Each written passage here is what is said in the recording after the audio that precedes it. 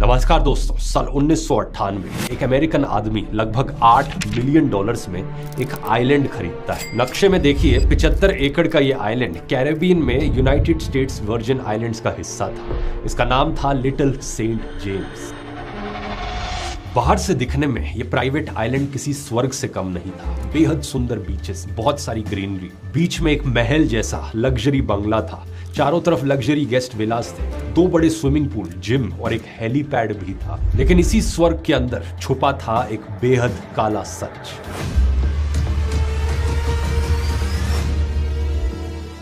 अस्सलामु अलैकुम वरहमतुल्लाहि वबरकातुहू। दोस्तों, आजकल सोशल मीडिया पर एक मौजू बहुत ज्यादा ट्रेंड कर रहा है, जिसे कहा जा रहा है एप्स्टीन फाइल्स। जेफरी एप्स्टीन एक अमरीकी शख्स था जिस पर कम उम्र लड़कियों के साथ गलत कामों और जिनसी इस्तेहसाल के संगीन इल्जामात लगे थे। उसे गिरफ्तार भी किया गया था, लेकिन सन 2019 में जेल के अंदर उसकी मौत हो गई। अब हाल ही में उस केस से मुताल्लिक कुछ पुरानी दस्तावेजात और रिकॉर्ड दोबारा मंजरे आम पर आए हैं। उसी को लोग एप्स्टीन फाइल्स कह रहे हैं। उन कागजात में उसके राब्तों, सफर की तफसीलात और कुछ मशहूर लोगों के नाम भी दर्ज हैं, जिनसे वो कभी न कभी मिला था या राब्ते में था। लेकिन एक अहम बात समझना जरूरी है, किसी फाइल में नाम आने का मतलब ये नहीं कि वो शख्स जुर्म में शामिल था।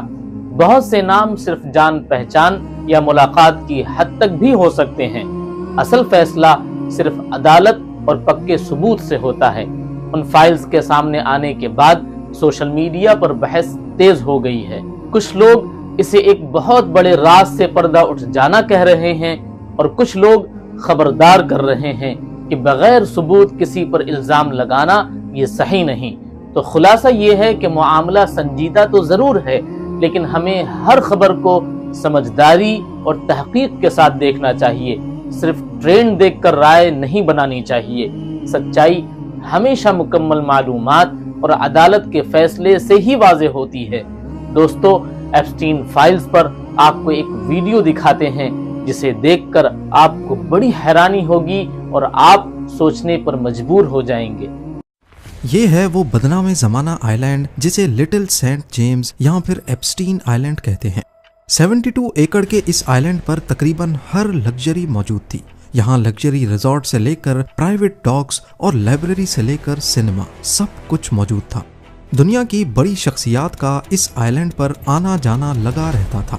पर सच ये है कि यहाँ पार्टीज और वेकेशन की आड़ में कम उम्र बच्चों का गैर मुनासिब इस्तेमाल होता था। रिपोर्ट्स हैं कि इसी आइलैंड पर कुछ अंडरग्राउंड टनल्स भी बने थे। कहा जाता है कि यहाँ इन टनल्स को एक खास मकसद के तहत बनाया गया था। यहाँ तो आइलैंड का स्टाफ इन्हें एक जगह से दूसरी जगह जाने के लिए इस्तेमाल करता, ताकि ऊपर मेहमानों पर उनकी नजर ना पड़े, या फिर ये एलीट मेहमानों के लिए ही एक एस्केप रूट था। जिन लोगों को इस अड्डे से तकलीफ थी वो थी कम उम्र लड़कियां और उनके पेरेंट्स। पर इन ताकतवर लोगों का नाम सुनते ही किसी की भी इनके खिलाफ जाने की हिम्मत नहीं हुई, कम से कम कई सालों तक तो नहीं। लेकिन फिर मार्च 2005 में इस सारी कहानी से तब पर्दा उठा जब कोर्टनी वाइल्ड नाम की एक लड़की ने बहादुरी का मुजाहरा करते हुए फ्लोरिडा के पाम बीच पुलिस स्टेशन में जेफरी एप्स्टीन के खिलाफ पहली रिपोर्ट दर्ज करवाई। इस केस में पुलिस, FBI और दूसरी इन्वेस्टिगेशन एजेंसीज को जो सबूत मिले उसने सबके रोंगटे खड़े कर दिए। एविडेंस में शामिल थे अहम शख्सियात के नाम, उनकी नामुनासिब तस्वीरें और एप्स्टीन आइलैंड तक जाने का फ्लाइट लॉग। इन तमाम सबूतों को कोर्ट में पेश किया गया और इन्हीं डॉक्यूमेंट्स को एप्स्टीन फाइल्स कहा जाता है। पर सवाल ये है कि कौन था जेफरी एप्स्टीन, उसके पास इतना पैसा आया कहां से और वो मशहूर तरीन लोगों से कनेक्शंस बनाने में कैसे कामयाब हुआ। सीक्रेट आइलैंड पर सीक्रेट टनल्स के अलावा FBI को और क्या कुछ मिला, और सबसे बढ़कर इतने सिक्योर्ड जेल में जब जेफरी की मौत हुई उस रात CCTV कैमरास का खराब होना कोई इत्तेफाक था या फिर इसके पीछे भी किसी बड़ी ताकत का हाथ था। एक मामूली मैथ टीचर जो देखते ही देखते दुनिया का सबसे पुरइसरार अमीर शख्स बन गया। जेफरी एप्स्टीन ने 1970s में डेल्टन स्कूल से शुरुआत की, लेकिन उसका असली ठिकाना वॉल स्ट्रीट था। उसने विक्टोरिया सीक्रेट के मालिक लेस्ली वेक्सनर जैसे बिलियनियर्स का भरोसा जीता और उनका पैसा मैनेज करने लगा। करोड़ों डॉलर्स का कमीशन और एलीट क्लास से दोस्ती। एप्स्टीन ने न्यूयॉर्क से लेकर फ्लोरिडा तक आलीशान बंगलों की सल्तनत खड़ी कर दी। लेकिन इस चमकती दुनिया के पीछे एक तारीक राज छुपा था। एप्स्टीन अपने पावर और पैसे के जोर पर मासूम और कम उम्र लड़कियों का शिकार करता था। ये कहानी है एक ऐसे शख्स की जो दुनिया के लिए एक बिलियनियर था, लेकिन हकीकत में एक भयानक मुजरिम। मैनहट्टन का सबसे बड़ा प्राइवेट महल, न्यू मैक्सिको का 7,500 एकड़ का रैंच और पेरिस में लग्जरी अपार्टमेंट्स। एप्स्टीन की शाही जिंदगी किसी ख्वाब से कम नहीं थी, लेकिन उसकी असली सल्तनत कैरेबियन में वाक़े 72 एकड़ का जजीरा था, लिटिल सेंट जेम्स, जिसे हम एप्स्टीन आइलैंड भी कहते हैं। यहाँ पहुंचने के लिए एप्स्टीन अपना प्राइवेट जेट इस्तेमाल करता, जिसे मीडिया ने लोलिता एक्सप्रेस का नाम दिया। पर आखिर इस आइलैंड पर होता क्या था? दावे किए गए हैं कि इस आइलैंड पर दुनिया के बड़े नामी गिरामी शख्स मेहमान बनते थे और यहाँ अंडर एज लड़कियों को टारगेट किया जाता था। एप्स्टीन की दुनिया में सिर्फ पैसा नहीं, दुनिया के ताकतवर तरीन चेहरे भी शामिल थे। बिल क्लिंटन ने एप्स्टीन के प्राइवेट जेट पर 26 मरतबा सफर किया, जिनमें इंटरनेशनल टूर्स भी शामिल थे। डोनाल्ड ट्रंप भी 90s में एप्स्टीन के पड़ोसी और दोस्त थे, लेकिन बाद में दोनों में दुश्मनी हो गई। ट्रंप ने दावा किया कि उन्होंने हमेशा एप्स्टीन के आइलैंड जाने से इनकार किया था, लेकिन सबसे बड़ा झटका ब्रिटिश रॉयल फैमिली को लगा। प्रिंस एंड्रयू पर इल्जाम था कि उन्होंने 17 साल की वर्जीनिया जूफ्री को एप्स्टीन के कहने पर अब्यूज किया।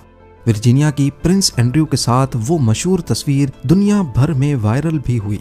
इसका अंजाम यह हुआ कि प्रिंस एंड्रयू को अपनी रॉयल ड्यूटीज छोड़नी पड़ गईं। $16 मिलियन का सेटलमेंट करना पड़ा और अक्टूबर 2025 में उनसे प्रिंस का लक़ब भी छीन लिया गया।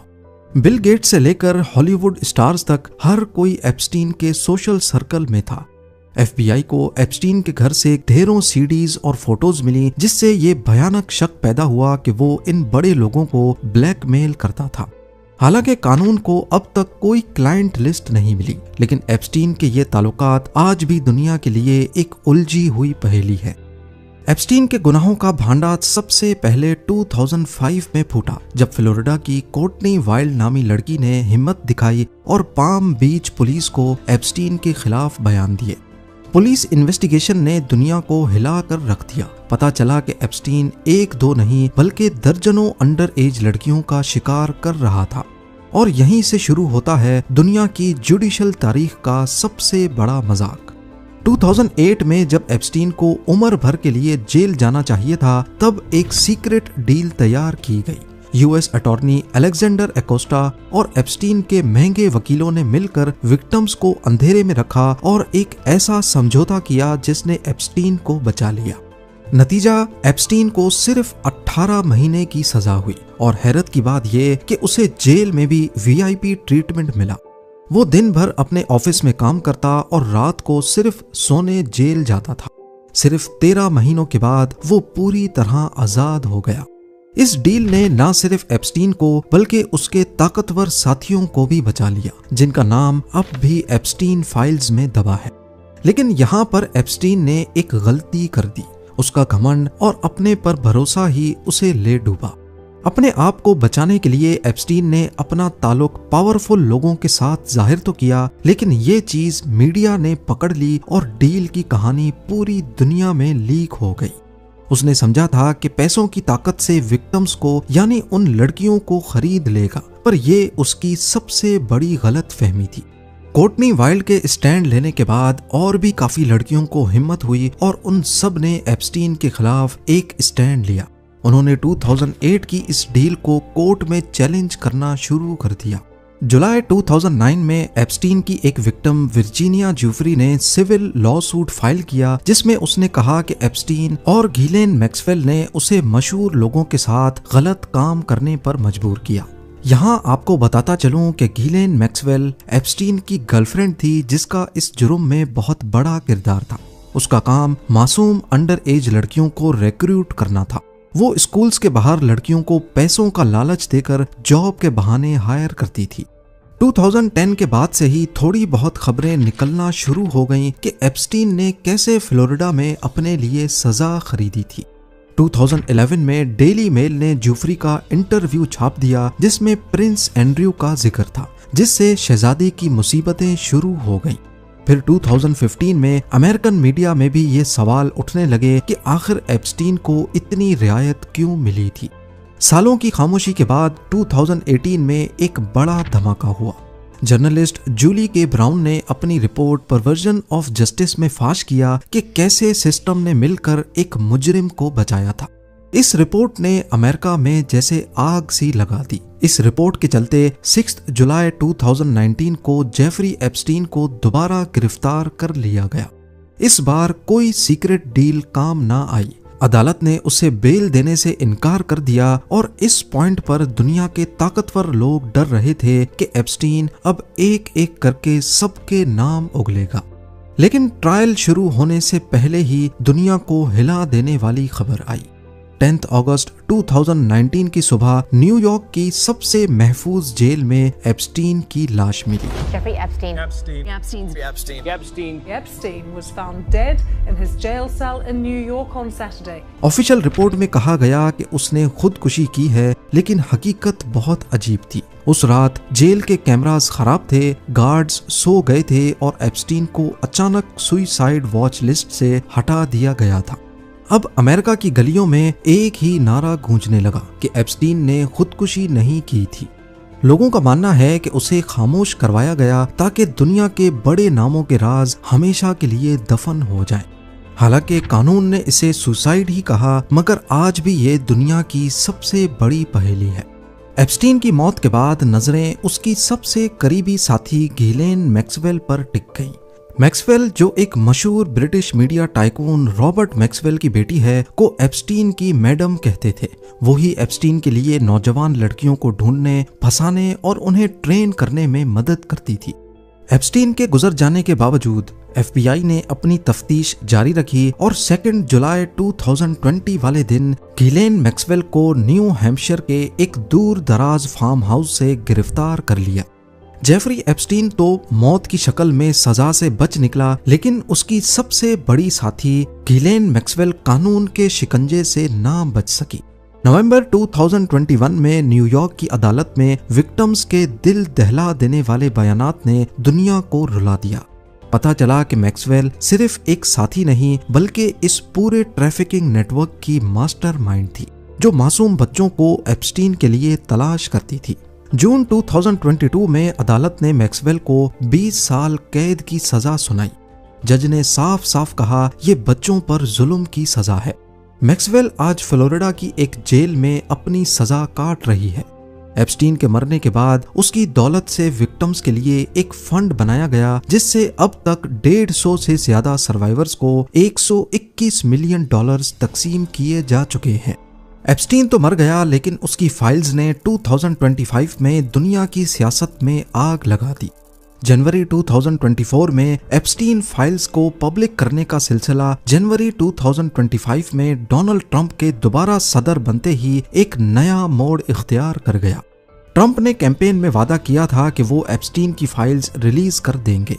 नतीजा ये निकला कि फरवरी 2025 में अटॉर्नी जनरल पाम बोंडी ने दावा किया कि क्लाइंट लिस्ट उनकी डेस्क पर रखी है। लेकिन जब पहला फेज रिलीज हुआ तो आवाम ने इसे मजाक करार दिया, क्योंकि उसमें कुछ नया नहीं था। लेकिन असली धमाका नवंबर 2025 में हुआ। अमेरिका की दोनों बड़ी पॉलिटिकल पार्टीज ने मिलकर एप्स्टीन फाइल्स ट्रांसपेरेंसी एक्ट पास किया, जिसने गवर्नमेंट को 19 दिसंबर 2025 तक की डेडलाइन दी कि अब इस डेडलाइन से पहले पहले फाइल्स रिलीज करनी है। दिसंबर 2025 में गिलेन मैक्सवेल की कुछ ईमेल्स पब्लिक हुई, जिसमें वो कोड नेम का इस्तेमाल कर रही थी। वो कोड नेम था द इनविजिबल मैन। इन्वेस्टिगेशन में साबित हुआ कि ये कोई और नहीं, प्रिंस एंड्रयू थे, जो कोड नेम के पीछे छुपकर लड़कियों की तलाश में थे। 20,000 पेजेस की ईमेल में एप्स्टीन का एक पुराना दावा सामने आया कि ट्रंप लड़कियों के बारे में पहले भी जानता था। व्हाइट हाउस ने इसे एप्स्टीन का झूठ कहा, लेकिन नए रिकॉर्ड्स ने साबित किया कि ट्रंप ने पहले से कहीं ज्यादा मर्तबा एप्स्टीन के जेट पर सफर किया था। 19 दिसंबर 2025 की डेडलाइन गुजरी तो 30,000 पेजेस का नया डाटा रिलीज हो गया, लेकिन अभी भी 1 मिलियन से ज्यादा पेजेस बाकी हैं। अदालत और हुकूमत के दरमियान एक जंग छिड़ी हुई है। कुछ लोग सच सामने लाना चाहते हैं और कुछ अब भी विक्टिम प्राइवेसी के पीछे छुपकर बड़े नामों को बचा रहे हैं। आज जेफरी एप्स्टीन इस दुनिया में नहीं, लेकिन उसके गुनाहों का साया दुनिया के ताकतवर तरीन लोगों पर अब भी मंडला रहा है। प्रिंस एंड्रयू अपनी इज्जत और रुतबा गवा चुके हैं, गहिलेन मैक्सवेल जेल की सलाखों के पीछे है और दुनिया भर के बिलियनियर्स आज भी एप्स्टीन के साथ अपनी दोस्ती की सफाइयां दे रहे हैं।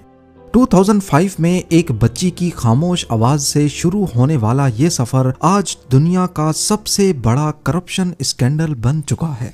एप्स्टीन आइलैंड पर जो सबसे ज्यादा मशहूर और कंट्रोवर्शियल स्ट्रक्चर मिला वो था एक ब्लू और व्हाइट रंग का टेम्पल। इस टेम्पल के अंदर से कोई इलीगल चीज तो नहीं मिली, लेकिन ऐसे आइलैंड पर टेम्पल नुमा स्ट्रक्चर का होना काफी सारे सवालात खड़े करता है। जब FBI ने 2019 में आइलैंड पर रेड की तो सबसे ज्यादा पूछा गया सवाल ये था कि क्या आइलैंड के नीचे सीक्रेट टनल्स मौजूद थे। उनको कुछ अंडरग्राउंड यूटिलिटीज और टनल्स मिले, लेकिन उनका मकसद किसी को वाजे नहीं हुआ। लेकिन ये बात कंफर्म है कि आइलैंड पर अंडरग्राउंड स्ट्रक्चर्स भी मौजूद थे। इसके अलावा आइलैंड पर जगह जगह अनोखे स्टैचूज भी मिले और चप्पे चप्पे पर CCTV कैमरास लगे हुए पाए गए। ये कैमरास सिक्योरिटी के लिए थे या ब्लैकमेलिंग के लिए, ये सवाल आज तक जिंदा है। एक हेलीपैड जिस पर एक स्ट्रेंज चेहरा बना हुआ है। सैटेलाइट इमेज में देखा जाए तो यहाँ पाम ट्रीज से घिरा हुआ एक रिजॉर्ट भी बना है जो हेलीपैड और प्राइवेट डॉक के साथ कनेक्टेड है। रेड के दौरान कुछ गैर मामूली मेडिसिन्स भी पाई गई। इनमें हार्मोनल मेडिसिन्स ने सबसे ज्यादा सवाल उठाए। ये कंफर्म नहीं है कि इनका मकसद क्या था, लेकिन एक नॉर्मली प्राइवेट आइलैंड पर हार्मोनल मेडिसिन्स का होना काफी सवालात खड़े करता है। एप्स्टीन अगर जिंदा होता तो इन सारे सीक्रेट से पर्दा उठ चुका होता। यही वजह थी कि शायद उसे सुसाइड करने पर मजबूर किया गया और शायद इसी वजह से सबकी नजरें एप्स्टीन फाइल्स पर जमी हैं। एप्स्टीन फाइल्स अभी मजीद खुलेंगी, नए नाम बेनिकाब होंगे और शायद कुछ नए चेहरे जेल की राह देखेंगे। जेफरी एप्स्टीन की कहानी हमें बताती है कि पैसा और पावर जुर्म को छुपा तो सकता है लेकिन मिटा नहीं सकता।